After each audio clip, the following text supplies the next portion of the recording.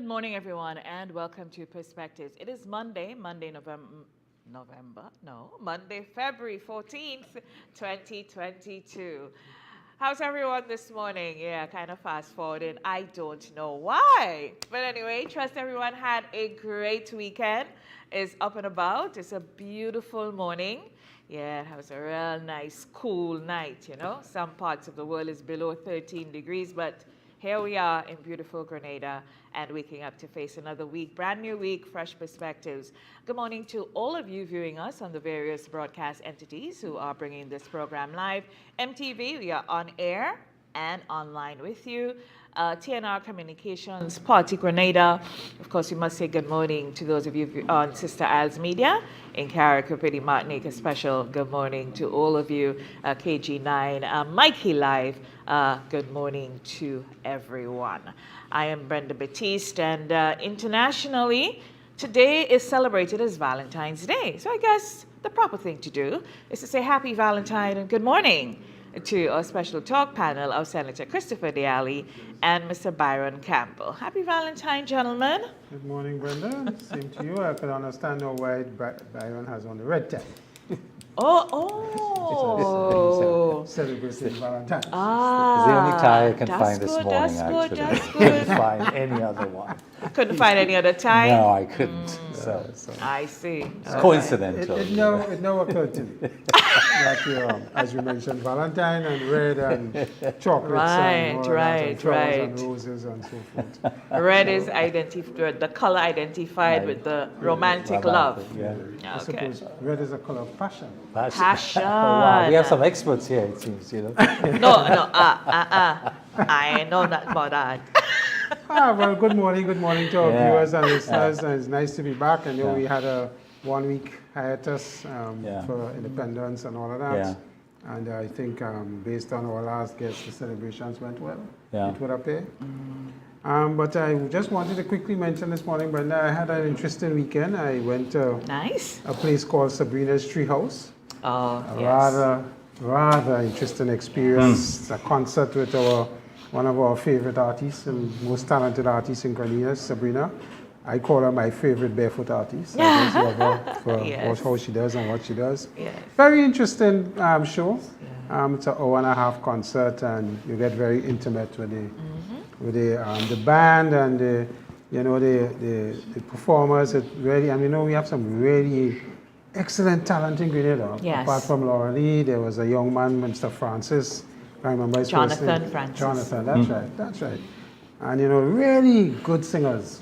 And of course, you had a guest artist that was really good too. So, Byron is something I'd recommend for you to go. Yes, me too. I had the experience of the very first one, and I was completely blown away. And up on the hill there in Mount Agnes, it's just like we had air pockets coming back down. Like we were in an airplane, had to chew gum when the guy was bringing us back down the hill. And Dieter Burkhalter, congratulations. Dieter has really transformed the landscape. You would love it. Because he's planted so many things I'm not up missing there. the next one. I'll be Byron, there. You should go for a day tour. You would really appreciate up there. Yeah. No, he doesn't, but you can ask Dieter. Okay, right. But the experience is wonderful. The next one is the 19th of March. So I would advise you to take note and go. Byron, you won't regret the experience. No, it's a must do. It's a must do. And when you see the local talent in Grenada, you know that we have real potential in, what do you call that economy? Is it yellow or blue or Orange. Yeah. It's amazing. No, Sabrina the young is, people and the talent, even the musicians, the drummer. It's just mind-blowing. The drummer is a gentleman by the name of Godson Brown. He's a music teacher at the Boca Secondary School. And that's probably the school in Grenada with the best musical curriculum. And it's just the collab, that Dieter is trying to get. Alicia Aird. Well, she has been with them. One of the finest ever. Laura Lisa. Wow. They just came back from touring Europe. Wow. Yeah, and it's really a nice ensemble.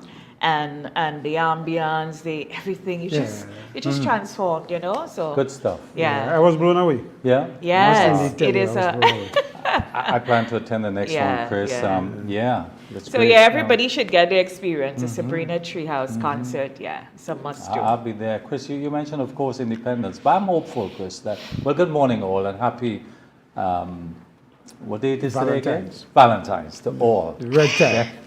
To all. Independence. Chris, I'm really hoping. Would you join me in a movement to move towards making Grenada a republic by, let's say, in 2 years, when we celebrate our 50th anniversary? Would you join such a campaign, Chris? You have to convince me of the... so we'll have a conversation afterwards. Convince me of the really positives of going to a republic versus what we have. Sure. I know all the emotional thing about the Queen and allegiance to that and colonialistic history and so on, but Sure, Chris, I'll do that. Because I have my thing about independence. I don't think we're really independent until you have security and food security. Yeah.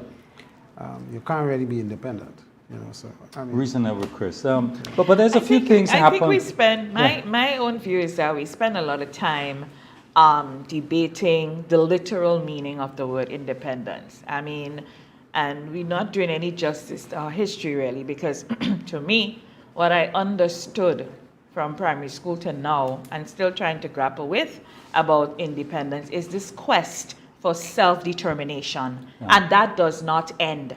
Just as we go through life, doing more, acquiring more, gaining more, I think it is a continuous thing.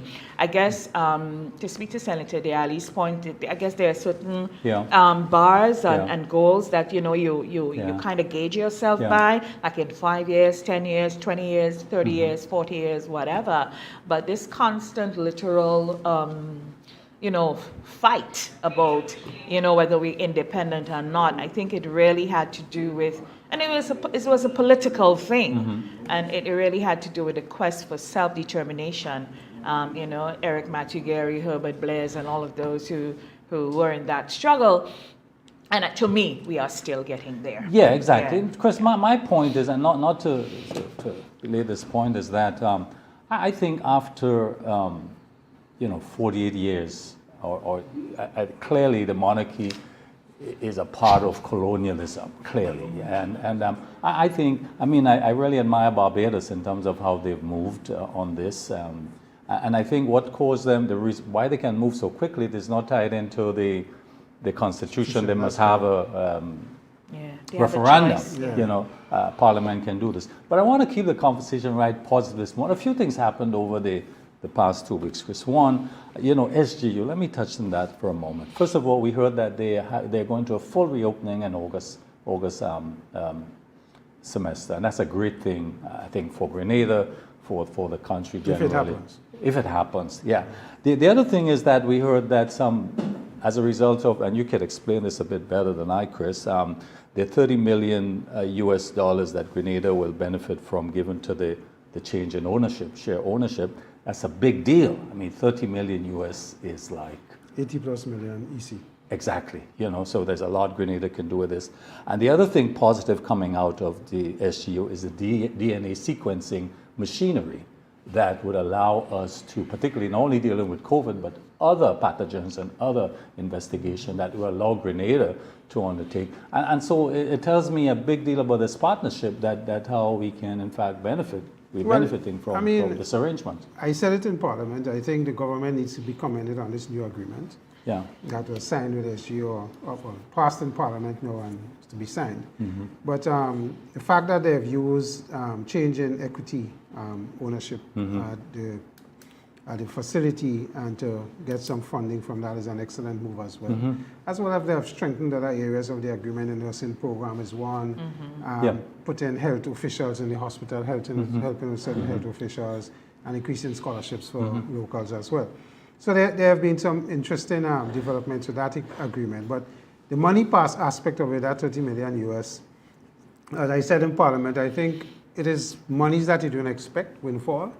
Putting it into the black hole, which we call sometimes a consolidated fund. I think we should take certain percentages of that and put to health development, Princess Alice, whatever we choose. NHI is something that we've been speaking about. We probably need money through NIS to do NHI. And of course, I mentioned those two. There was a third one that I felt we could, do some developmental things with this money and say to people that of this 30 million, we have taken 5 million US, and this is where we have spent it. So you could tangibly see something coming out of this money that we didn't expect. TAMCC needs some help financially, put a couple million there or whatever it is decided. I know there's a lot of review of the institution and the programs and so on. For example, I mean, there's an area that needs vital expansion, like the technology areas, electrical engineering areas. You know, those are areas that really have been begging for help and expansion. So this input is going to be a big deal in terms of, and particularly this is a deficit budget year also.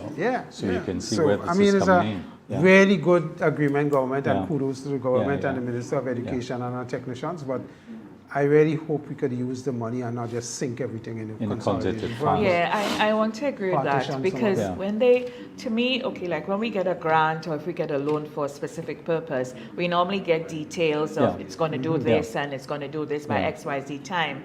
But then when money goes into the consolidated fund, as you say, it's just a black hole where the funds go into. So isn't that where, you know, salaries and all these things come from? So I want to agree with you, Senator Diallo. Is that it's almost like a windfall. I use that word carefully, that we can specifically put towards things that are priorities, like the NHI, which needs to go on the table, needs to happen. We need to start paying for health services. If we want better health services, we have to have that conversation. The TAMCC, all these things. The other information I picked up, you know, some of this information passed us. You know, we heard that 400 young men just entered into what this program is called an Empowered program.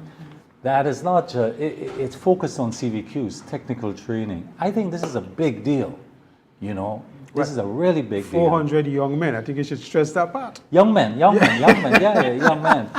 Because what we've noticed in the more formal programs, we've seen a high intake of young women. Yes, correct. So here the government is deliberately targeting young men. And you know, I feel good about this, you know, because you go into the communities, you see more of these young men on the liming on the street, and here's a program, here's an opportunity. So kudos to the government on this, absolutely. But Empower is like about almost 2 to 3 years old. I think it started a while. And you still, and there are other programs in that focuses on youth. And there is still this whole narrative out there, so to speak, that nothing happens for young people. Nothing happens for young men. Nothing. It's not true. The thing about it is, if it's not out there, we really can't criticize those who are saying it. We know the reason why some of them are saying it. It's for political expediency and other hype. But if it's not out there, people would not know. So there needs to be more done to put these programs in the faces of people for them to understand. The sad thing now, when they start pushing it now, the people who are just finding out about it will say, hey, election is coming. You see? But this Empower has been going on for about 3 years. This is a new program that has begun. And I think and there are other programs. I was in a conversation on the weekend with some young people and others, and it's like, hey guys, if you really want something to do, there are opportunities. Well, you know, it's there. GIDC, for example, entrepreneurship training, financing. They're not doing enough to capture I want to hit it from a different angle. It might be controversial, but you know, I always say, over the last couple of weeks, I think it was last week, I was talking to one of the supervisors in working in a construction firm. And he says to me, his biggest challenge is getting people to work and employees. This is construction. I am going to agriculture. And there seems to be a serious issue with attitude to work. And I keep harping on this. This has been a sing-song of mine for years. But there are a lot of guys and guys in particular, will sit on the block, eat, have food every day, they cook every day, and that's not a problem. And are just not interested in working. And even though we say, I laud the program of the Empower program, I think is excellent, but how much of these 400 young men are going to partake or be part of this thing and really want to work? Because these guys will come out to work. You know, this guy was telling me they had some work to do the weekend. They got paid the Friday. Had to come on the Saturday to work, and they just, boss, we can't make it. Why I can't make it? Well, I just can't make it. And that is a serious attitude. So these are 400 persons that have actually been recruited and started the program, and they would have gone through a process, selection process, and part of the training has to do with it has to be what we call soft skills. Yes, we call them soft skills because we don't get it. We complain about productivity in our islands, but it's really about environment within which you go to work. Yeah. And if you go in an environment where the work is planned, as you see, they come back and say you're slave driving. Because they want you to reach on time, they want you to work according to, don't waste time eating and talking. And so it's a real attitudinal issue that we have to work on. But I'm happy to hear that. The other big deal, and I must mention, we don't like to have those conversations. The other thing that passed us, we heard, it came up that 5 housing schemes are going to be commissioned soon. But Chinese. What's interesting about it, though, is that the occupants would include IPV, that is intimate partner violence, women in particular who have suffered this kind of violence, those in poverty, a lot of single-headed household women, and the disadvantaged generally. That's a big deal. That I think needs highlighting. It's important. It's going to change. It's going to make a difference, provide dignity in the lives of so many individuals. And I just think this is we take housing for granted, but when you don't have it, and so I really am happy about this in terms of how many lives, families are going to change as a result of this. In the current structure of the housing as well, the government housing program, that there is a percentage that they leave clear for people with intimate partner violence, abuse, people who have lost homes when homes get burnt down, and that kind of thing. So they really do there's a space for that currently. That's a great thing. And they are normally pushed ahead of people who apply generally. But I think housing continues to be something that any government would have to address, as more and more people want to gain housing. The thing about our people, we have a sense of cultural and social pride. Or we want to own our land and put our own 2 sticks. So when we are called to be in a communal space, so to speak, we kind of frown on it. There are people who tell you, "Oh, I'm not going there," because of pride. But I think that is changing. That is shifting. And we are even seeing younger people going into those facilities, want to get away from home, start on their own. I think it's an excellent idea to target single mothers, as Brenda just highlighted some of the areas where we have problems. But there's another issue with these housing programs that Housing Authority will tell you over the years is that we don't take care of what we've given. We tend to be destructive in our approach because we figure these things are free or they come in free. It's not free. I believe they have to pay a rent or they have to pay something and eventually some sort of ownership. But we need to make a special effort to take care of these facilities. And our people need to understand it's nothing free. Yes, the Chinese government will have given us, but the upkeep of the facilities will be on the backs of the government. And you're expected to do your part. And pay your part so more housing could become available, because when you pay, government gets the money, Housing Authority gets the money, could get grant funding again to help and put on more facilities for more people that have a dire need. So there is this attitudinal shift that needs to take place, because we have housing schemes in River Road and Grenada and other areas that have been not taken care of properly, and that is an issue that we need to address. And let's hope, that with these facilities, these new facilities that have been given, that we could see some control and some order and some management systems put in place, because there's a lot to do in terms of maintenance and all of that. So let us hope. I am always a hopeful. I like to see the glass half full. So I am hoping that once these things are given to our people, they can do the right thing. Yeah. Indeed. Look at the weather, Chris. Great weather for agriculture. Peas. Sleeping too. I want to talk about this, So nice for sleeping. And let's look at it in the dimensions. Globally, the world, as I said, the Ukrainian, the Russian, the West, that issue, that is driving up the price of oil. Crude gone to $100 yesterday. It's there now. And so there's this inflationary thing, but how does this relate to agriculture and the supply chain and all of these issues? Last week, in a major firm who supplies agricultural input. The biggest Fertilizer. Fertilizer. The cost for 50 50-pound bag went from $74 to $104, $105, a 40% increase. Immediately, this one-off 40%, and all other agricultural products, which I took a look at and sampled, average a 30 to 35% increase. This is one-off. This is huge. The impact is going to be enormous for the farmer in terms of additional cost of production, cost of inputs. I am aware too that, particularly fertilizer, that most farmers use. I know the government had mentioned in its budget that that fertilizer would be, as an incentive, as an input to farmers, would bring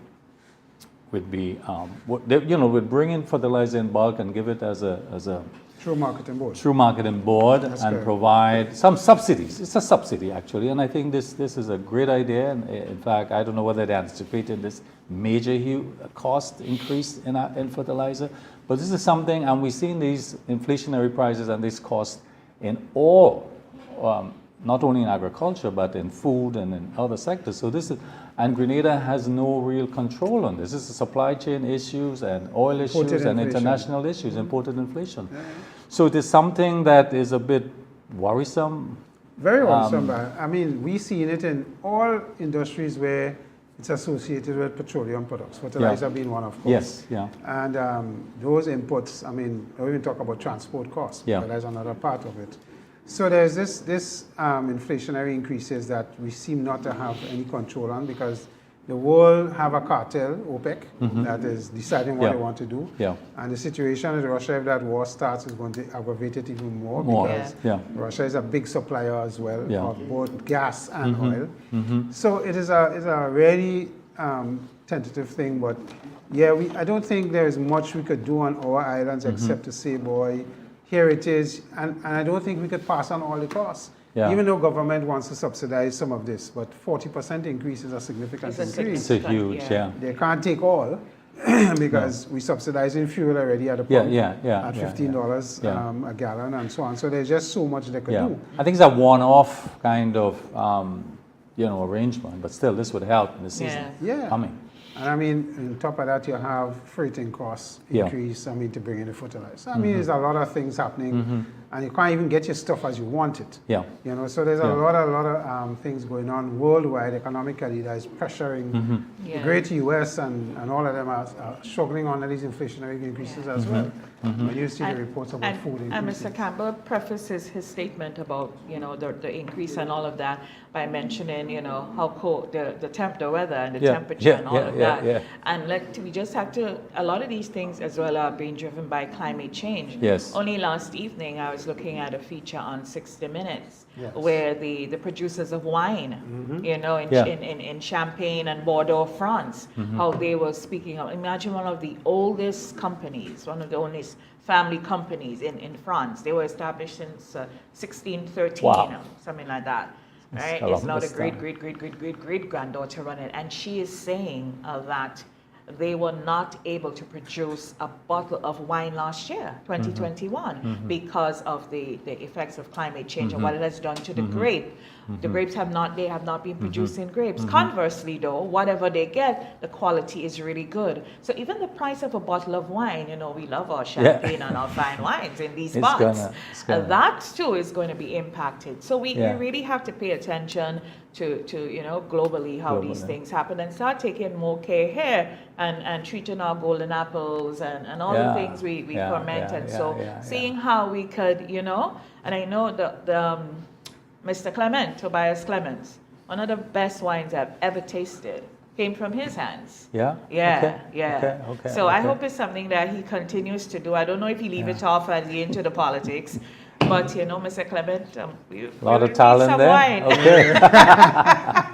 A little libation is good. Brenda, you introduced the politics here. I didn't. I did not. But of course, we have new entrants like Michael Batista, understand, is back in the scenes. Cousin Mike is back? Dr. Antoine is off, so we have my cousin we have some coming in, some going out.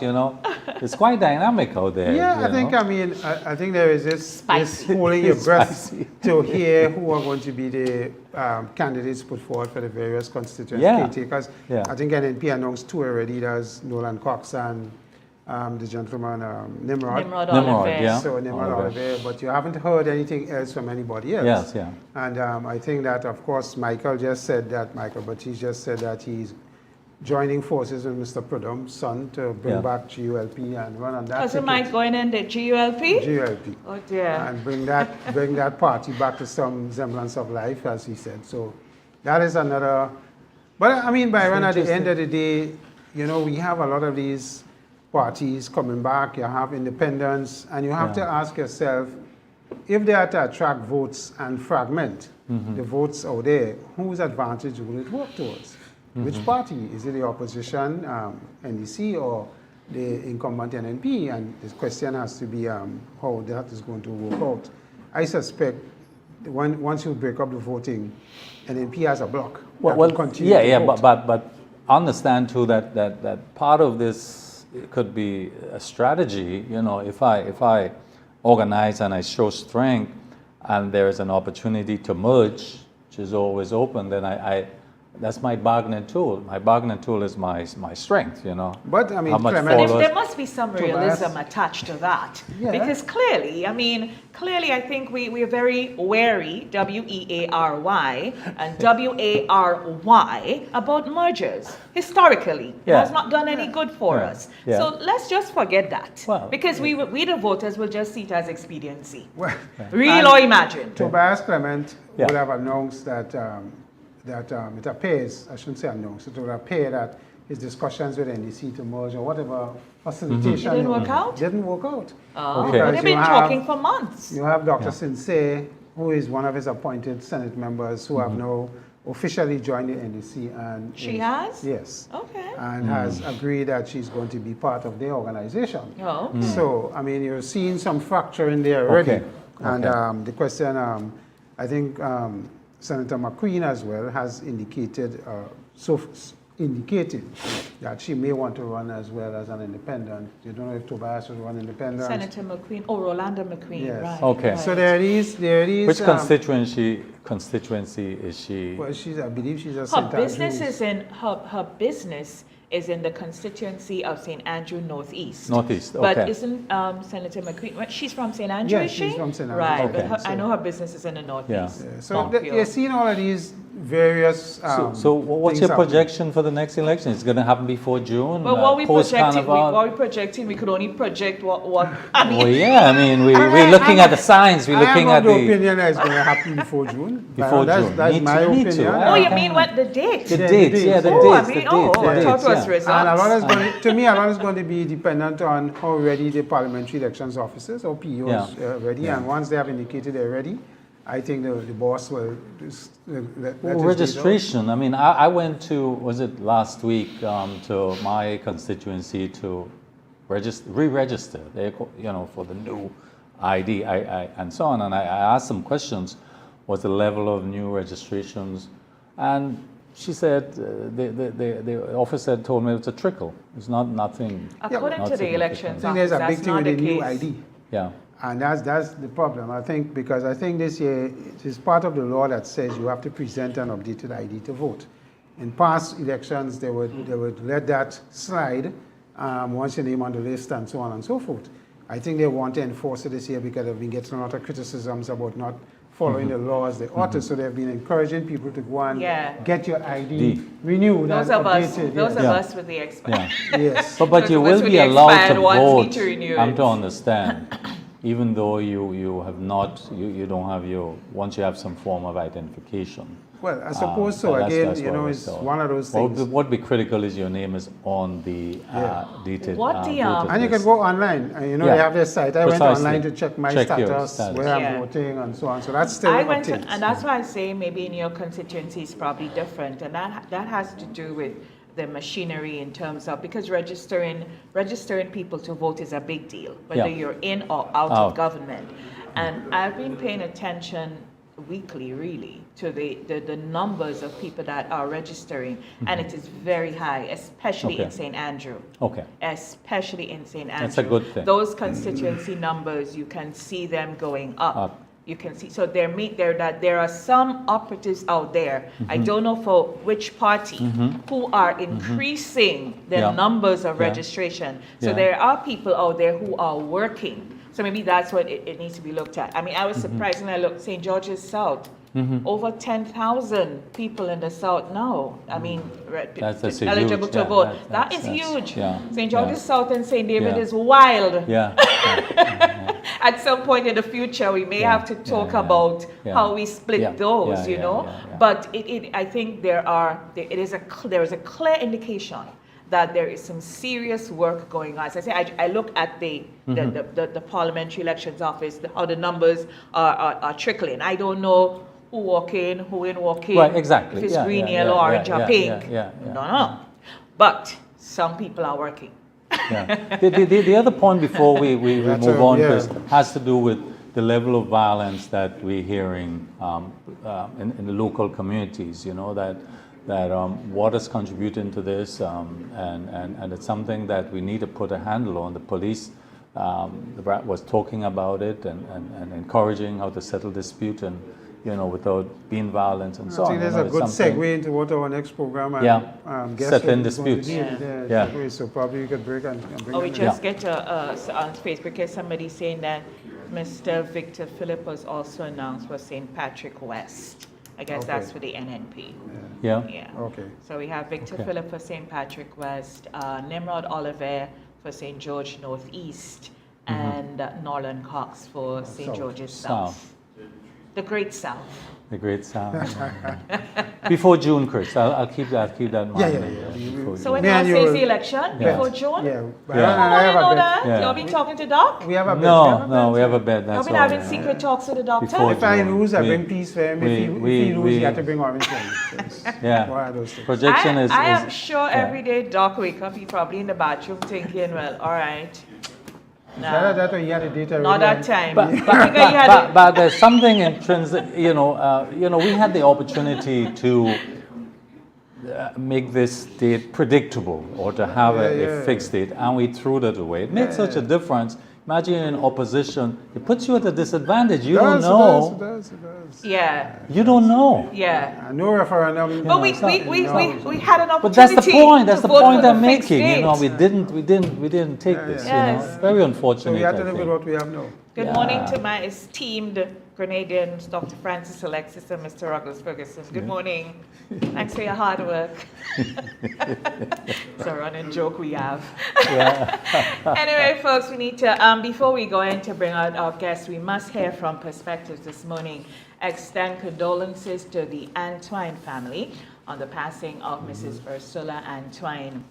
Mrs. Ursula Antwine was an educator, a mother of 15 brilliant, valuable humans, the first being the governor of the Eastern Caribbean Central Bank, Mr. Timothy N.J. Antwine.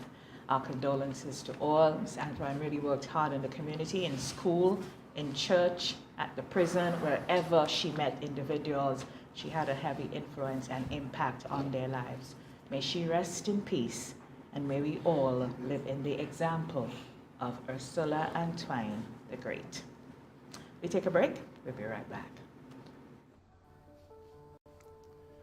Never in my wildest dreams would I have anticipated an Olympic Games during a pandemic. As if preparations weren't tough enough, coronavirus became a new hurdle for me to overcome. And hurdling is not even my event. Nevertheless, I accepted my fate. There was so much to achieve and so many people counting on me. I had to do what I had to do. And one of those necessary steps was getting vaccinated, not only to protect myself and my loved ones, but also because I was determined to secure another win for my country. Not even a pandemic would get in the way of that mission. I know my people well, and I know that the determination I possess is not a trait unique to just myself. It's in every Grenadian, the will to overcome and that desire to win. The fact of the matter is that if we as a people intend to come out of this pandemic victorious, we too must do what is necessary.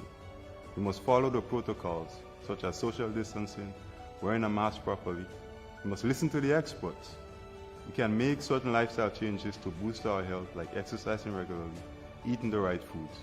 And also, we must strongly and absolutely consider getting vaccinated against COVID-19 and its variants. As someone who is vaccinated, I feel confident in being home, being able to participate and run again. And that's my dream, to see families running on the beaches again, to see children running on the playgrounds, shopkeepers running their businesses, bus drivers running the roads, and the love and happiness running through the heart and spirit of us all Grenadians. There's no one solution, but if we take the necessary steps, we will get back on our feet and we will get running again. Welcome home.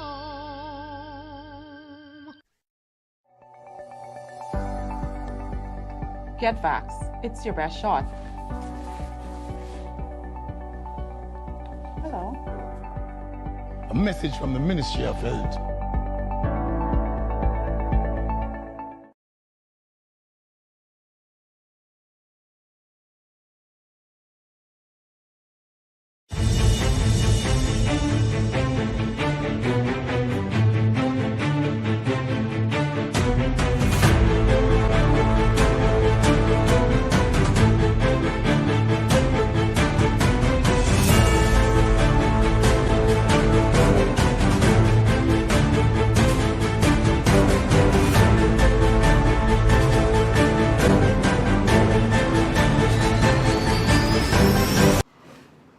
Good morning and welcome back to Perspectives. And this morning our conversation revolves around mediation, and we're looking at mediation as a great way to solve traditional legal disputes. And of course we understand that it could be much cheaper, inexpensive, quicker and a more pleasant process from litigation. Not too many people are very familiar though with mediation, and most people have questions about whether the process is right for them. And this morning on Perspectives, we are endeavoring to, have a discussion and bring some light to the process here in Grenada. Let's start to introduce our special guest panelist, Justice Raulston Glascow. He was called to the bar in 1999, also started private practice in 1999. Is a government attorney in St. Lucia and Grenada for over 10 years, and he was appointed a master of the Eastern Caribbean Supreme Court in 2014 and assigned to Antigua and St. Vincent. He was elevated to the bench as judge of the Eastern Caribbean Supreme Court, assigned to Grenada, the Civil Division, for the past 5 years. And also with Justice Glascow this morning is Mr. Mervyn Toussaint. He is the mediation coordinator in Grenada. Justice Glascow and Mr. Toussaint, good morning. Good morning to you. Thank you for having this to this discussion. Thank you for having me on. All right. Thank you, both you gentlemen here. And we trust at the end of this we can, have some elucidation on mediation. I'd first like to find out, though, what are the primary reasons to choose mediation over litigation? The primary reason, I believe, is that firstly, when people come to the process, you have to start from the onset. In most instances, two parties have a dispute. They can't resolve it among themselves. Local parlance, somebody gets upset and says, I'm going to my lawyer, because in civilized societies, you don't want to condescend to violence to resolve the issues. So they go and they find a lawyer because they can't resolve that issue among themselves. The lawyer, in the majority of instances, would take the matter to court. That's the process we are accustomed to, so that a judge can be served in where the chips fall, who wins and who loses. That process we've had with us for many, many centuries. And it works efficiently, but I don't know in every instance whether it works effectively. Because ultimately people want whatever is troubling them to be resolved. And I believe that the first and most important benefit of mediation is that it's a process where two parties who are having a challenge can come together and find a solution to the problem that is one that both sides can live with. The judicial process, court, what we are accustomed to going to court, that the judge sorted on, it's instinctively adversarial. Somebody wins and somebody loses. I always tell people, the judge doesn't have a dog in the fight at all. In fact, most of our judges are not born and raised in our society. I was born elsewhere. I am assigned to Grenada, so in most instances, you don't even know the people that are involved with the issues. And you are there to look at the law almost sterilely. You have to take all the factors into consideration, but you look at it sterilely and you decide, based on the law, who wins and who loses. And oftentimes people walk away, if you're the loser, you walk away from the process thinking that I didn't get to say half of what I wanted to say. I didn't get to vent what is really troubling me. And mediation is designed to address that issue in large measure. People can sit around the table with a train and talk about what's troubling me. Sometimes I put a bit more loosely to say, half of the cases are not about the papers before you. They're about who's upset with each other for a whole other set of reasons. And that is what mediation is designed to do. Let them sit around the table and try to resolve the process, the issue among themselves without the rancor and adversarial noise of the judicial process. Right. I think that's one of the greatest benefits of mediation. We can talk about dollars, including the cost. It's expensive to take a matter to court. Even people with deep pockets will tell you it costs something to take a matter to court. And with mediation, it's much less expensive. Marvin will probably tell you the cost of a 3-hour mediation session. I think it's between $400 and $450. And if you can spend $450 and sit down for, you have a maximum of 3 hours in the first instance. If you can sit around and discuss the matter that's troubling you and your neighbor, for $450, 3 hours, instead of spending an inordinate amount of large sum of money, you walk into a lawyer's office and they'll tell you, for that case, you have to leave a deposit of $5,000. Here's the beauty of mediation. Even before you come to court with the issue, you walk into a lawyer's office and say, the neighbor is throwing garbage on my land and I want you to sue the hell out of them. The lawyer says to you, we can have this issue resolved without even going to court.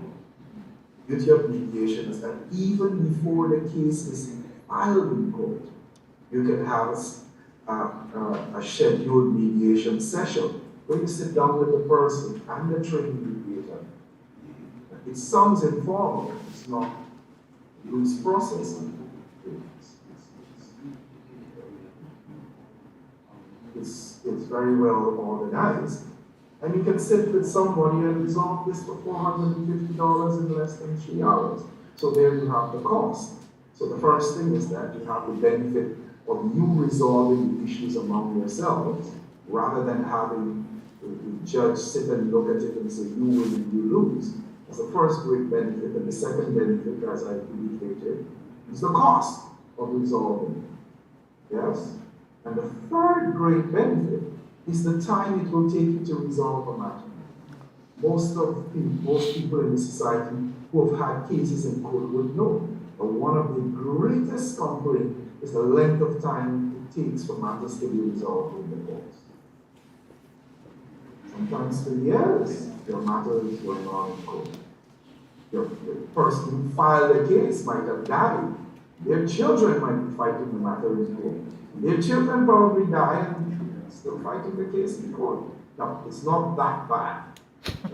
We have done a greater job in trying to resolve cases.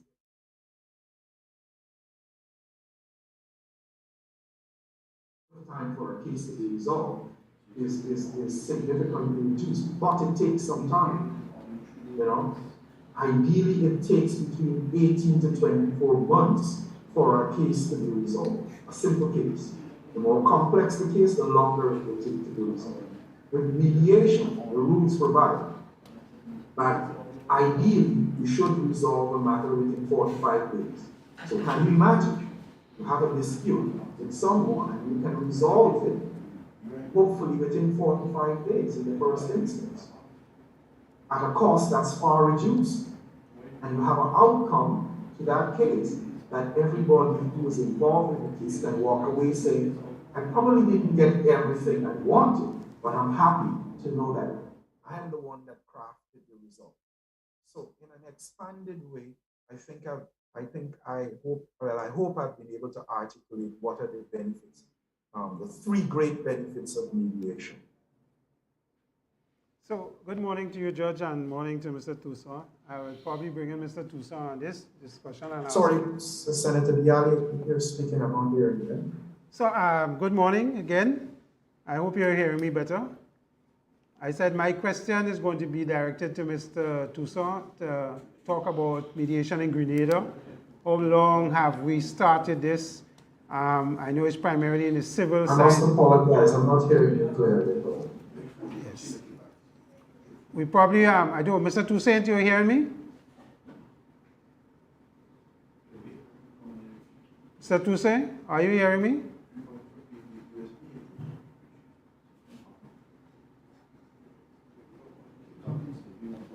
Yes, so Judge, probably you could take this question if you're hearing me a little better. Are you hearing me any better?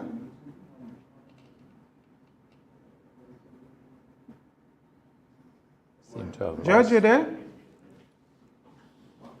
Mr. Toussaint, are you there? Yes, I'm here, Senator. Right, good, Mr. Toussaint. I was asking you to give us an understanding of mediation in Grenada. How long has it been in place, and you know, what happens in Grenada in terms of how mediation is conducted and how somebody can get into the process? And I know it's primarily on the civil side and not necessarily on the criminal side. So probably you could give us a quick summary of mediation in Grenada over the years. So mediation started in Grenada in 2004. In fact, the first session was conducted in June 2004. So it has been some 18 years now. Parties can come to mediation, as Judge said, pre-action, even before filing a civil claim, or even before going to the lawyer, they can come to mediation.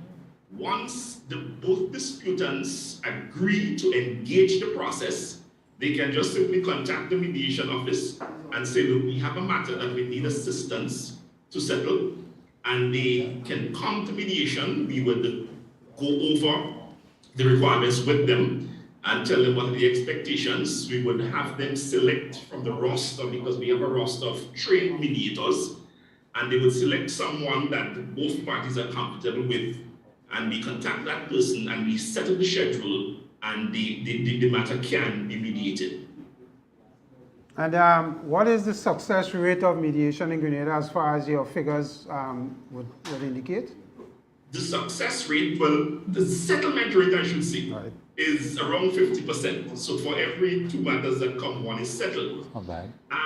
It is said often that every mediation is a success, Senator, because what it does is that it makes clear to each party who's sitting around the table what it is that the other side is really upset about, as Judge said. Sometimes it's not the papers that are filed in the court, but it's some other underlying issue that if only they would hold a discussion, they would find common ground and realize that, look, we can settle this dispute without having to go through the court process. So every mediation is a success, but the settlement rate is around 50%. And if I may be allowed, Chris, to jump in a bit on what Marvin is saying there, with respect to parties resolving the issues among themselves. is that people must understand that when you come to court, the court process is completely controlled by the court. Oftentimes, the issues that you are upset about are not what are articulated at all on the papers, because the lawyer has to bring a case to court that is crafted in the law. And so when you go to mediation, you get to sit around a table and you really get to say half the things, or most of the things that you're upset about. Those of you who have come to court would find that the lawyer in cross-examination or asking a question would stop and say, well, that's not what I asked you about. But that's the thing I'm upset about, and that's the thing I want to talk about. And you don't get an opportunity to say that at all in court, because the whole process is controlled by court rules, procedures, and so on. The other thing I want to point out is that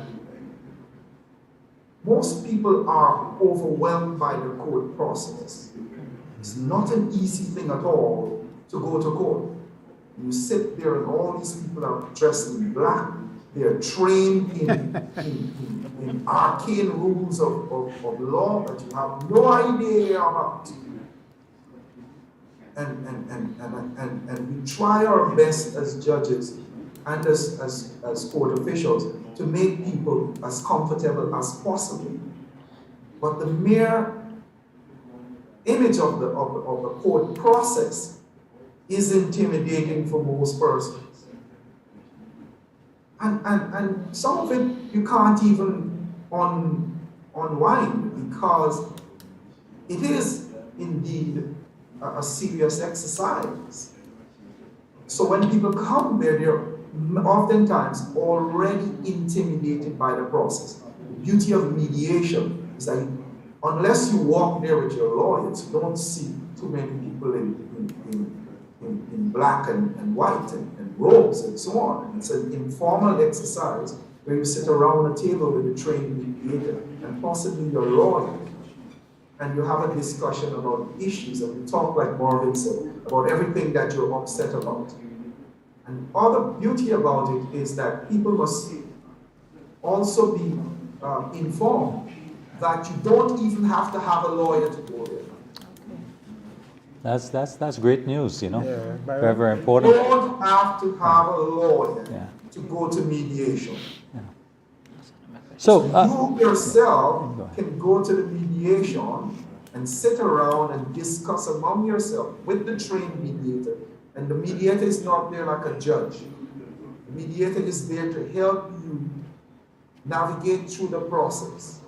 Yes? And you'll have almost a thing like, you speak now, and everybody can ventilate. You have breakout sessions where things probably get a little heated. So, well, we can stop for a few minutes, everybody have a coffee or a cup of tea, and then we come back and we start again. You see, no judges there bellowing at you or lawyers screaming at you. And I hope I'm not trivializing it, but I want the impression to be given that it's quite hopefully a relaxed atmosphere where you can talk about what you're upset about and what you would want from the exercise. And we also encourage people to go in knowing that it's not a winner-take-all exercise. That's for court. That's for all of you to go, and the object is to craft a result that everybody is happy with. Everybody can walk away from the process. I sometimes explain the court process in stark terms. Solomon in the Bible with the baby. The people can't decide among themselves, the two ladies can't decide among themselves whose baby it is. He doesn't have a dog in the fight. Let me chop the baby in half and give you the two bleeding parts to walk away with. Because the court has no vested interest in the outcome. But with mediation, you can all sit there among yourselves and craft a result. My apologies. Craft a result that is one that all of you can live with. Yes? Justice Glasgow and Mr. Toussaint, from listening, I'm clearly understanding here that mitigation is attempting to get the parties to concentrate on a cooperative approach. You're looking for a win-win strategy where all parties can derive some benefits. And you also talk about how litigation can reduce cost, time. Mediation can reduce some of these issues. And also understanding that some of the disputes that can be settled there are commercial, community issues, workplace issues, divorce and family. But what are some of the disputes that doesn't fit into the mediation process? And also, how does one become a mediator? What is the process and what are the rules governing mediation in terms of the disciplinary regulations of mediators? First question, and then I'll ask Morgan to talk about. Judge, you appear to be muted. I don't know. We're not hearing you.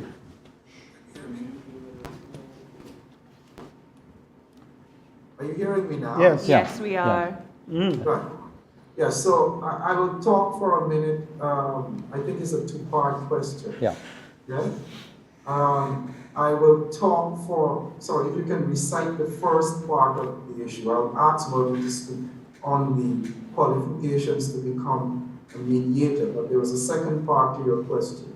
It was a compound question. Yes. I was also talking about the disciplinary regulations. What regulations are there for mediators? And also, what are some of the, what type of disputes that doesn't fit into the whole mediation process? Right, but in terms of exclusion from the process, I like to tell people that every dispute can be sent to mediation. Every dispute. The rules themselves exclude things like matrimonial proceedings and so on. There are about 2 or 3 areas. But a judge has the discretion to send any matter to be resolved by what is called an alternative dispute resolution process. Because the object is, if you look at the rules of court, the object of the entire court exercise is to achieve what is called a just outcome in cases. We want people to walk away from the process being satisfied that they have received what we term loosely justice. And frankly, for me, I don't know how just an outcome it will be when I'm sitting there looking at the facts and the law and saying, you won, you lost.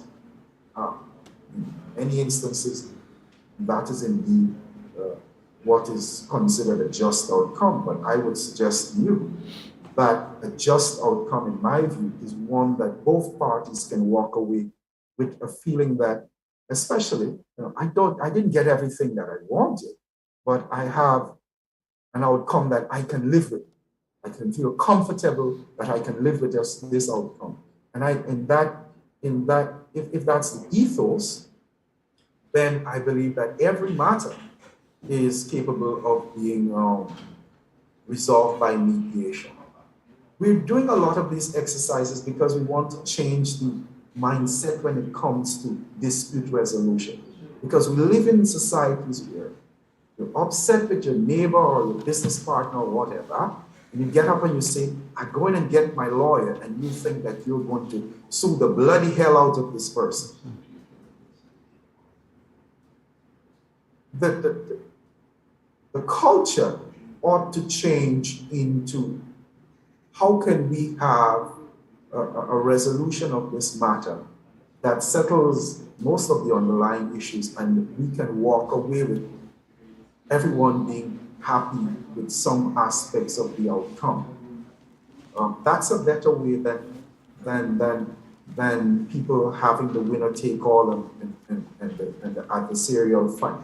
Because the challenge is, like Marvin said earlier, most of these cases, what we argue in court about with all the rules of court is not really what people are upset about.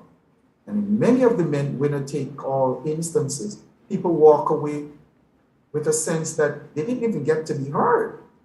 They didn't even get to say what they're upset about, and they don't walk away with the sense that they have any satisfaction with the outcome.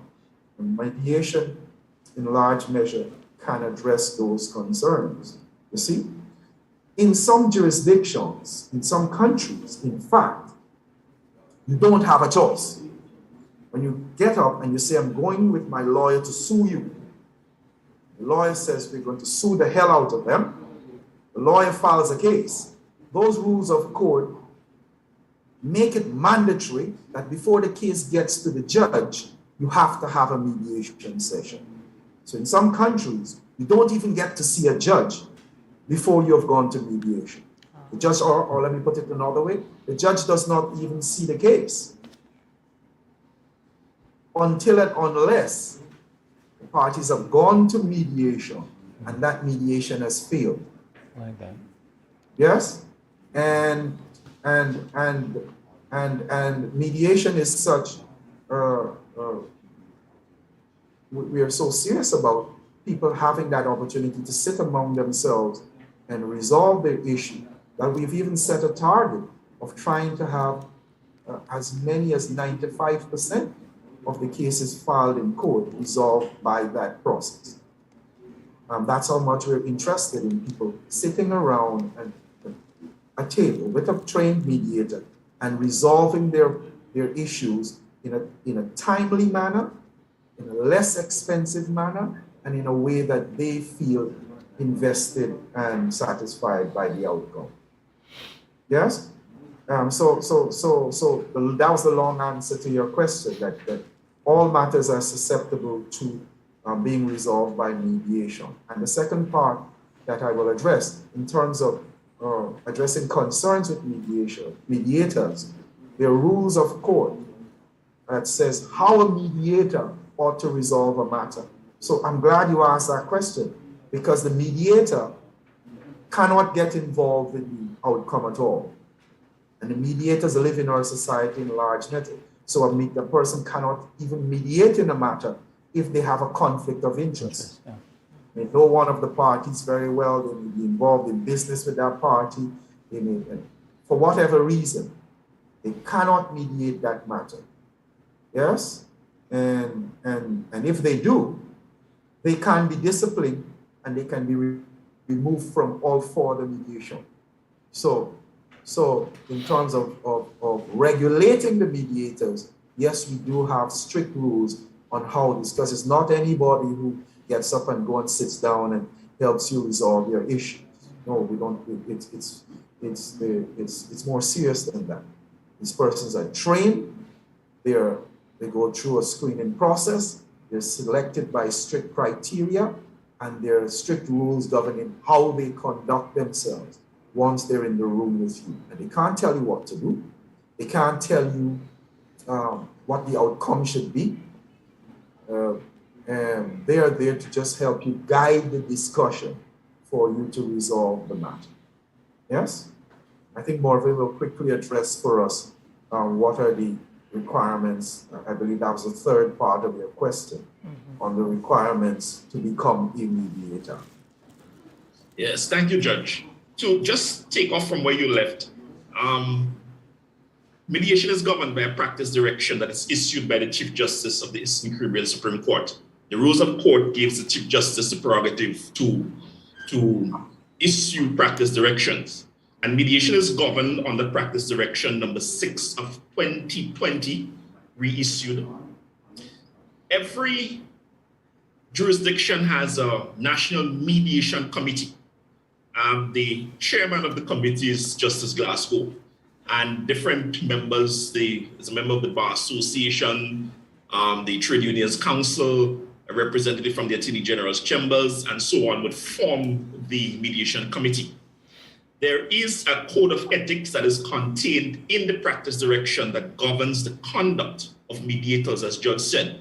And if a party comes to mediation, has a problem with a mediator, they can lodge a formal complaint with the mediation coordinator.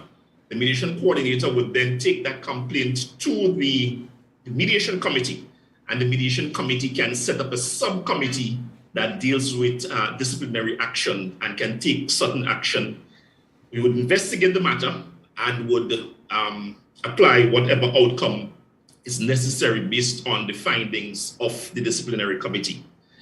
To become a mediator, someone would submit an application to the mediation office. The mediation office would in turn advise them of when a training is to be held. As Judge said, the training is formal. It is conducted in collaboration with the Judicial Education Institute and the University of the West Indies. One has to undergo at least 40 hours of training. After the training is completed, the facilitator would recommend that person, once they met the standard, would recommend that person to the local mediation committee. The local mediation committee would in turn make a recommendation to the Chief Justice that person be admitted on the roster of the court. And once the Chief Justice approves, then the person is admitted. So that's in short, in a nutshell, what the process and procedure is to becoming a rostered court mediator. Right. Gentlemen, in mediation, are the parties bound by the decision of the mediator?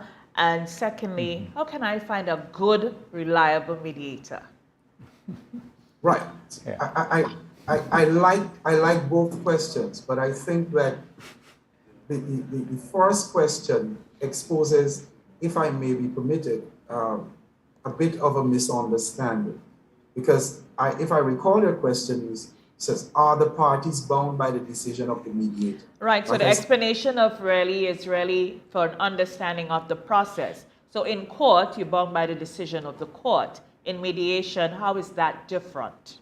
Well, that is why I was just going to explain the process to you. Right, thanks. Because there is no decision of the mediator. This is a process, right? So that's why I said I'm glad you asked that question, because I want to paint a picture for the people. They come into a room and the mediator sits there at the table with them. And they're around the table. I always encourage in mediation, they probably have some tea or coffee or something, something to relax them. Right. And you sit with, but Chris, I hate to put Chris on the hot seat. Put him. Chris is one of our most experienced and most gifted and successful mediators. Yes. I don't mean this as a slur on any of the other mediators. I will publicly thank them. We know that. We just didn't want to put him out there. But they sit around a table. Now, what would have preceded this is that the lawyers would have given the mediator a copy of all the papers in the case. Right. So the mediator would have read beforehand, and the mediator would have had an idea of what they're coming to discuss. But like I said, they're not restricted to the papers that the lawyer filed. Okay. Because the lawyer will file something with thee and thou and therefore 9 yards, the law of so on from Parliament number whatever says whatever. That's the legalese. But he has a fair idea from reading the paper what they're upset about.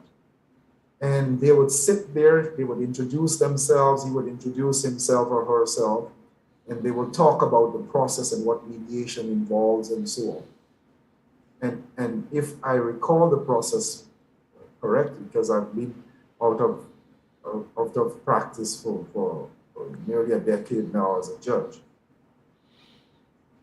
So they sit around the table and they start, he gives them an opportunity, you talk about what you're upset about, the other person talks about what they're upset about, and they're talking with each other through the mediator. The mediator is trained in certain ways, and mediation is not unique to us. Mediation is an international process where even nations, instead of going to war, let me explain to the public.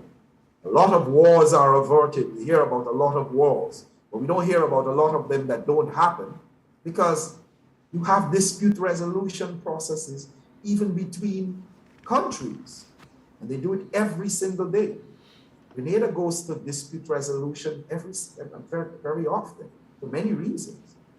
So I'm explaining to you that even at international levels, international companies go to dispute resolution with the International Centers for Arbitration and so on. So mediation is a process that goes on every day at all levels of society. We have brought it now in our parts for nearly 20 years now to the level of people who have a dispute in court.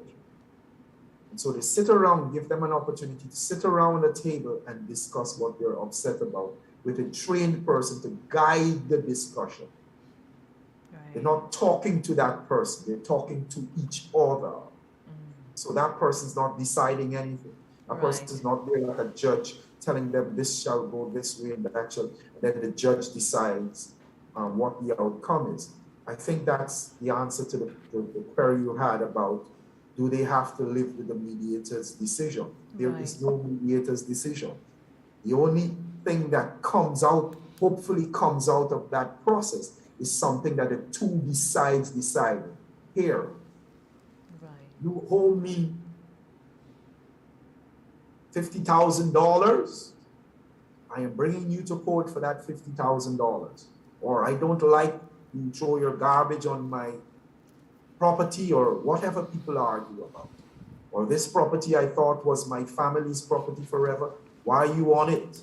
The different things that people argue about. And they sit around a table and then they say that.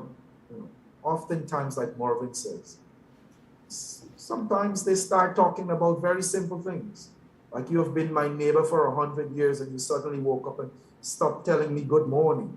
You can't come to court and talk about that, those things that you're upset about. Right. The Lawyer will underlying put on the issues. paper, therefore thou shalt not cross my right of way anymore. That's a legal case. Right. What the people are very upset about is, fact that you stop telling me good morning. You can't come and talk about that before a judge, because that's not law. But they can sit around a mediation table and start talking about this. Me and your mother was friends since childhood, and how you all turn out so, you all now bad mind and all of that. That's what you can talk about around a mediation table. And then you can find an outcome that you both sides are happy to live with, and you shake hands on it, and the mediator write down what you have agreed on a piece of paper, and the two of you sign it. And you walk out of there, hopefully shake hands, and walk out of there for $450 in 3 hours. Now, there's a possibility that if it is not resolved in 3 hours, you can extend the time, but you pay a reduced cost for those extended sessions. Right. So, and you craft the result. This is your result that you have agreed among yourselves. And it costs you less money for it. And you take less time. It comes before the court. If it comes before the court, perhaps it may take you 2 years. And in 45 to 60 days, sometimes 90 days, or if there's an extension a little longer, you have resolved the matter. And so it's not the mediator's decision. This is you resolving the matter among yourself. Right. Yes. Brenda, to add to Judge, once an agreement is reached between the parties, as you said, it's reduced into writing and it's signed by all the parties, the attorneys as witnesses, and the mediator would sign. If there's an attorney, because remember, Mark Murphy, let people be clear, you don't have to go to have an attorney with a lawyer. Right. Lawyers may tell you different, but that's not what the law says. You can't go to mediation without a lawyer. You can bring your priest, you can bring your pastor, you can bring your mother, you can bring your friend. That's how informal the process is. Okay. So not people should take it out of their mind that this is bogged down in the legal process. Okay. You don't have to have a lawyer to go to mediation. And don't be advised differently. Tell them, I said, you don't have to have a lawyer to be there. Yes, Mervyn, yes. Thank you, Judge. So, Brenda, the agreement is similar to a contract. Okay. And the rules of contract would apply to it, except if the law states otherwise in the member state. If the matter is a pre-action, then the parties would just simply get their copy, and they're bound by the terms of the agreement, and they would execute the terms of the agreement. If the matter has been filed in court, a copy of the agreement is filed in the court office, and when the matter comes up for report, it is reduced into an order of the court. So the agreement, the terms of the agreement is embodied into an order of the court. And so if at all there is any breach of the agreement, then the process of the court can take effect if a party breaches the terms of the agreement. Well, let me break down what Marvin is saying there a little more for you. It's very simple. When you sit around this table and you come to an agreement and you sign off on that agreement comes back to the judge. Yeah. And the judge signs off on it. So now with the judge's signature on that agreement, Okay. it now becomes an order of the court, as if the judge gave you an order. Yeah. And both parties now have to follow what that agreement says. And if Jane gets up tomorrow and decides that she doesn't want to follow, or John gets up and decided that he don't want to follow what we agreed at the mediation, you can come to court and say that agreement that we agreed at mediation and we shook hand on and we signed on the paper, and Judge, you signed off on it as well, John or Jane is not following it. And then they now have to deal with me, because I will say this is an order of the court now. You can't just get up and do as you feel like. You see? So that's how the process works, and I hope I'm explaining it in ways that you can understand. Oh yes, clearly. Yes. Gentlemen? But I mean, that's one of the, not to prolong it, but that's maybe an important point why it might be useful, depending on the litigation, the issue, to have your lawyer present, since there are legal implications downstream. Yes, the lawyers can help when you come to agreement. Sometimes they check the legalities and make sure everything is in order for both sides, and it helps the mediator as well. Okay. Because a lot of our mediators are not lawyers, not trained Right. lawyers, so it does help in that sense. But one of the things I want to highlight about mediation is that the fact that it mends a lot of relationships. I'm sure. A lot of people come to mediation because they have stopped talking to one another, there's no communication. And the first time they get an opportunity to sit and really explain their side of the story is at mediation. Right. And sometimes a lot of them have different views of why they're here and what caused the problem. And sometimes when the parties really explain themselves, people get to say, oh my, they didn't understand this at all. Right. And because the sometimes mediation creates that's that. right. Yeah. That's right. And you will have family members who have been at war with each other for years, and they'll come to mediation and the relationships are mended. Yeah. So it's a real positive thing from that, because as Judge and Mr. Toussaint explained, a judgment in the court of who wins and who loses doesn't mend any issues. And you may win your case, but the relationship is still at war. So mediation really does help in that sense. It's more civil. It's more It's civil. a psychotherapy of the process. It puts back love on the table. That's right. And then there's a new branch of mediation called restorative justice. That's another thing that brings parties with the accuser and so on. It's really amending. Right. And that is a big part of it as well. Sorry, Judge, go ahead. If I may jump on what Chris is saying, that we should not trivialize that point at all, because I see a lot of trauma every day as a judge. See a lot of trauma because people are angry with each other, viscerally angry with each other, and the hardest cases sometimes are the ones involving family disputes, where families and generations are fractured by the dispute, or husbands and wives who have spent a lifetime together, and the kids are in the midst of the whole drama between them, and their anger is so visceral at each other that they can't even stop to see the pain that they're causing each other. And the trial process is not designed, Chris, I'm glad you raised that point. The trial process and the court process is not designed to address that pain, that trauma. It's not there to even, as Chris says, narrow the gap between the parties.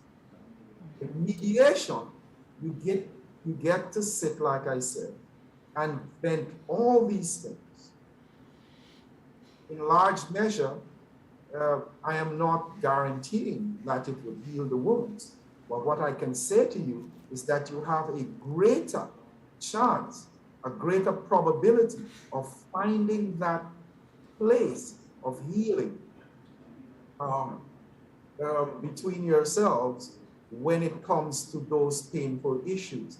I always give the example of the very first mediation I did many years ago when mediation started in St. Lucia around 2001, 2002.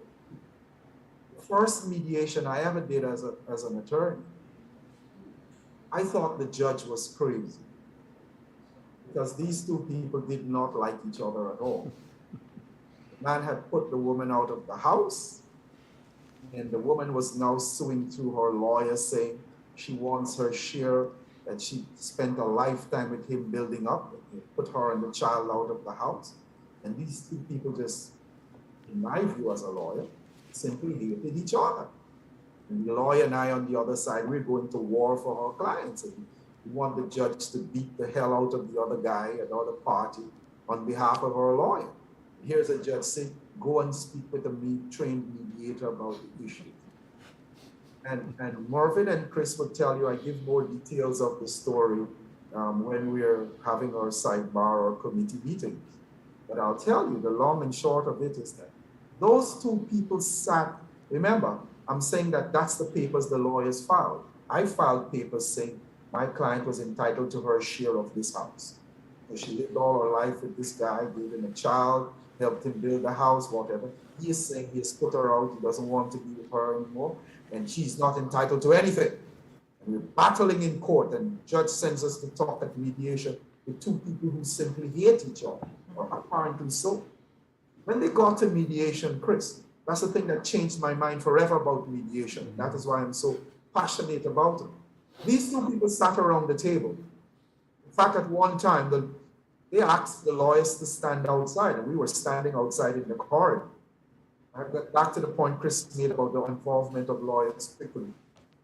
And these two people sat in that room, and I promise you, Chris, they did not talk a word about the shares in the house. Yeah. Not a single word. Well, very little. They talked about why they were upset with each other, what he expected from her that she didn't give to him, what she expected of him, why the relationship broke down. They ultimately resolved the issue that was before the court with the house and so on. And they shook hands. I could not believe what I was seeing in front of me. These two people shook hands. They hugged. They said, we have a child to raise. Let's try to raise the child the best way. And they had an agreement on the house, on custody, on maintenance for the child, everything. And they signed off on it and walked out of there. It was illuminating for me as a lawyer. And it changed my entire view of what mediation can do to heal what people are angry about and what they're really angry about, and what a judge or a lawyer or the court, what the judge and lawyer are not trained to do and what the court is not designed to do. Right. So that for me was a very early great example of what mediation can do. And in terms of the point Chris made about the involvement of lawyers, yes, lawyers can assist the process, but I don't want it to be lost at all on people that this is a matter, these are issues that should be gotten bogged down with legalese and lawyering and so on. In fact, the practice direction provides that the lawyers are in the room, but they can't speak unless they're permitted to do so by the mediator. Yes? So your lawyer can't speak and start talking and shouting arguments and legal arguments. That's better if they're in court. Why are we there? Yeah. Why are you sending people to mediation if the whole exercise is going to be mediation? So the lawyers can be there. So they can't speak unless the mediator permits them to speak. And the rules enjoin them or prohibit them from taking over the exercise, because the exercise is not about the lawyers. If you walk there with an expert, a surveyor or something, the exercise is not about the surveyor. The surveyor is not supposed to be arguing. they may give the experts in the law, the lawyers, or the priest, or the surveyor, or whatever you have there. They're there to help you, as Chris said, get to a resolution. But we have had mediations where the lawyers have been asked to step out of the room. And the people, they've gotten to a point in the discussion where they think that they want to have a private discourse among themselves and they don't want the lawyers in the room. You're permitted to do that as well. Okay. I'm not trivializing or undermining or diminishing the role of lawyers. Yes, it's important. You can walk with your lawyer, but you must remember that the process is not about the lawyer. It's about you and that other person. Why you're upset at each other and finding a result. This is most critical. The process is not the judge deciding who wins and loses. The process is designed so that two people or two sides that are upset with each other, have a dispute, can find a result that both of them can live with. Okay. And that's what it's designed to do. Yeah. Excellent. Judge Glascow, I think you have crystallized it there for us, and I'll take that as your wrap-up. And I'm sure it will be great to have you gentlemen back. I'm sure there are many calls on your time or so, but really and truly just to provide some more, information and education on this process for us here in Grenada, as I know you probably are very busy with disputes of land and business and other things. So I'm sure you can confirm that you are that busy, Mr. Toussaint, with land and everything else. Too many disputes of lands, Brendan. Oh yes, that's a challenge here. Yeah. We live in Grenada. Too many disputes in land and involving family. Yes. Too many families are hurting with disputes over land. Yes. Try mediation. It's an excellent way not only to resolve the issue, but to try to heal whatever hurt you have among yourselves. Yes. I expected that. That's just how we culturize and socialize. I expected that answer. Thank you so much, gentlemen. It has been an absolute pleasure. Kudos to all the work you do and to the great mediators you have, such as our colleague here, Senator Deali. And, yes, it did. Yes, really kudos to you. It sounds like it's a process that really some of us need to go down as it relates to disputes and, our complaints on how much time we spend in court and all of that sort of thing. So it is encouraging that we have this tool that we should aptly use to settle those matters. Justice Glascow, thank you so very much. And Mr. Toussaint, thank you very much. And if I may say to you, gentlemen, have a great Valentine's Day. Trust there are not many tickling issues for dispute or resolution today. And enjoy all of it. And we trust we can have you back another time. Where's your red and white? Thank you for having me. Thank you for having me. Thank you for having us on, and we hope that we have been able to offer some insight into the entire exercise when it comes to dispute resolution and assisting persons to have their matters resolved among themselves in the fastest way and the least expensive way possible. Thank you so very much. Thanks for having me. Thank you. You're welcome. So our special guest panelists this morning, Justice Raulston Glascow and Mr. Mervyn Toussaint, the mediation coordinator here in Grenada. I had quite an education this morning. You see how much notes I made? Me too. So I trust our audience were edified and enriched by it, I think. And Senator Deali? Yes, I think mediation is really one of the great dispute resolutions process offered to us, especially in the civil division of the court. Mm-hmm. I know there's moves to extend it to some criminal matters, and there are. I mean, the major issue, with mediation is that it's applicable at schools. Mm-hmm. You train teachers or you train people there to become mediators. They could resolve issues at the student level. Mm-hmm. at the community level. We had a big thing with gangs at one time. Mediation was one of the areas that was used. So there is so much that can happen with mediation, and to resolve some of the issues, all the anger we're seeing in society, and some of the issues that comes out as a result.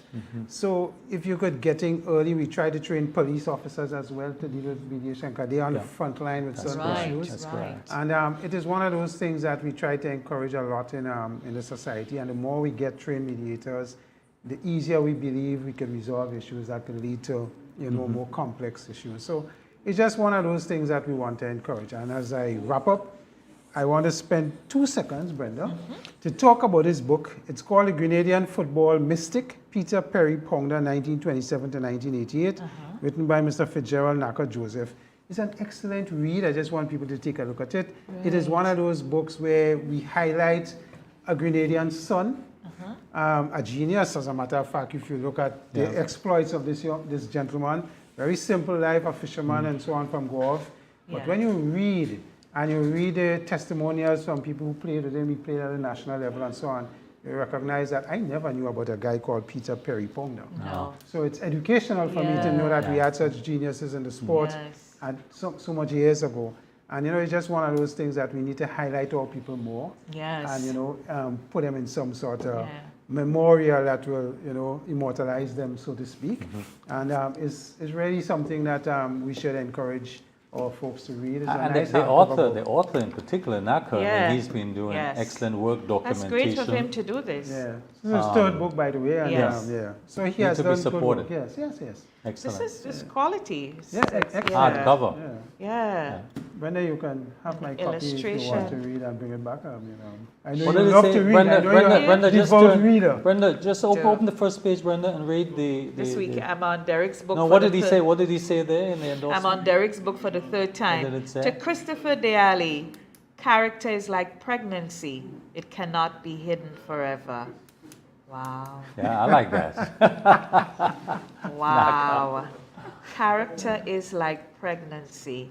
It cannot be hidden forever. Correct. It must mushroom. And become visible. It's wonderful. Excellent. Naka is a poet. Yes, Naka is very good, I think. That's good. So that's it for me. So many talented Grenadians. Yes. From music. It's great to From music to literary. Yeah. So get this. It's The Grenadian Football Mystic, Peter Perry Pounder, 1927 to 1988. That's a long chronicle there. Nice. I want to tell Naka I'm coming up next weekend for my autographed copy. Pounders are from St. John. Yes. So big up St. John. Big up the St. John people. We had to say Guelph. We had to throw Guelph in there. Nice. Very good. Excellent athletes from both. Congratulations. That's our program, gentlemen. Have a great week. Thank you. Make sure to send the wives flowers. Well, I don't have to say that. I know that I'm taken care of already. I mean, with both of you two, Mrs. Daly and Mrs. Campbell. I mean, come on. I leave not to say that. Their Valentine's start already. Valentine's is every day for us. Every day. Yeah, we don't choose a day. You see, that's a problem we don't have. Every day for us. Trivializing the thing. No, we give our wives flowers all the time. Even your wives have they know you love them dearly. They know that Valentine is every day at your house. Because every morning you show up in their bed and you show up at the end of the day. It shows your commitment to the relationship. That's the best chocolate you can get. Yeah. Brenda, I'm listening. Let me go on to say. I'm listening, Brenda. Brenda. Go ahead, Mr. Brenda. Campbell. Let Chris, me go on to say that on this day, there is an expectation that you just turn up the volume a little bit on the... Amplification. That's all. That's all. I want to try and by the way, ladies, the expectation should not be unreasonable. Thank you. And just as we expect, we should extend. Yeah? How come there's not Valentine's Day for men? Today's Valentine's Day for men too? Today's Valentine's Day for men. Traditionally, you find it's always the men giving the flowers, giving the chocolate. We doesn't see we should reciprocate. Okay. Get him some chocolate, get him some wine, get him some, And it's not just about the bedroom things. Extend it out. Yes. Yeah? Thank you, Brenda. We shall leave it right here. Have a great day, everyone. Yeah, turn up the notch, turn up the volume, turn up the mic on the love today. Have a good one. For Senator Diali and Mr. Byron Campbell and all our team here, executive producer Richie Oliver, Nazim Benjamin, our professional streamer. I see you turn cameraman this morning too. Yeah, you have a lot of talent. Yeah. Kirk Oliver, our official cameraman, and Blondell George, our director. I'm Brenda Batiste. Until next week. Bye-bye.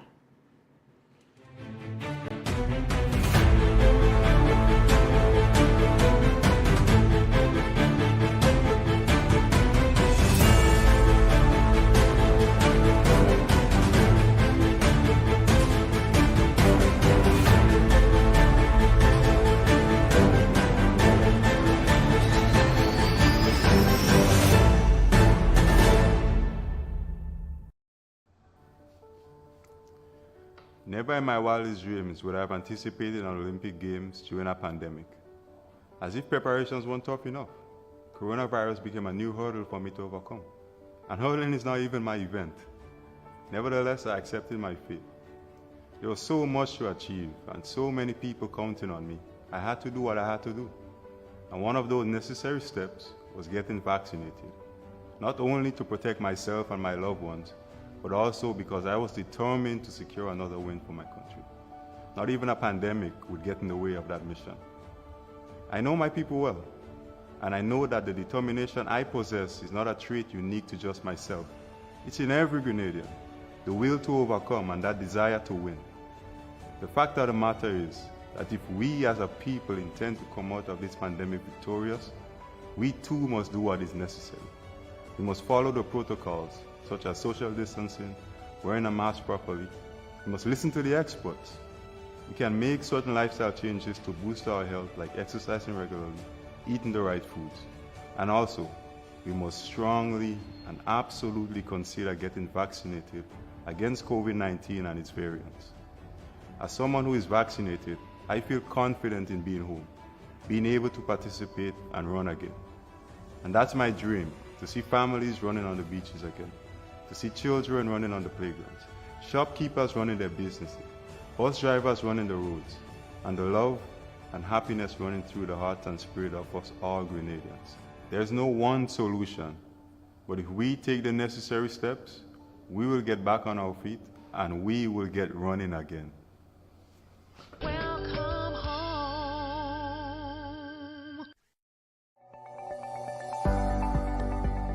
Get vax. It's your best shot. Hello. A message from the Ministry of Health.